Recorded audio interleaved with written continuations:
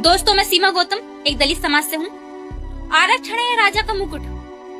पहले दादा पहने, फिर पिता पहने, फिर बेटा पहने, फिर पोता भी पहने।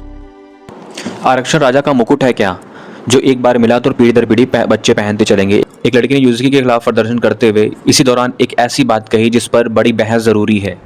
इसमें खास बात यह है कि ये लड़की खुद दलित समाज से आती है और उनका सवाल ये है कि अगर किसी परिवार को आरक्षण का लाभ मिल चुका है तो क्या उसकी अगली पीढ़ी को हमेशा वही लाभ मिलते रहना चाहिए। आरक्षण के मौजूदा व्यवस्था के समर्थन में नहीं हूँ। मेरी राय, अगर सरकार किसी गरीब और जरूरतमंद व्यक्ति की मदद करना चाहती है तो उसकी मदद आधार उसकी आर्थिक और सामाजिक स्थिति होना, सिर्फ उसकी जाति नहीं।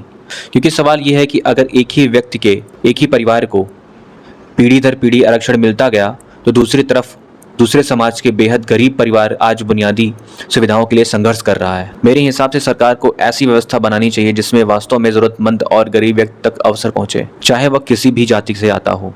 और अगर कोई कहता है कि आरक्षण पर सवाल उठाना गलत है तो मैं सिर्फ इतना कहूँगा, किसी व्यवस्था पर सवाल उठाना किसी समाज के खिलाफ नहीं होना चाहिए। अगर एक ही परिवार लगातार पीढ़ी दर पीढ़ी इसका लाभ लेता रहेगा तो उस गरीब परिवार की कब बारी आएगी जिसके घर में शिक्षा और रोजगार का साधन नहीं है। बाबा साहब का सपना अफसरों का दरवाजा खोलना था, ना कि संपन्न परिवार के लिए खुला रखना।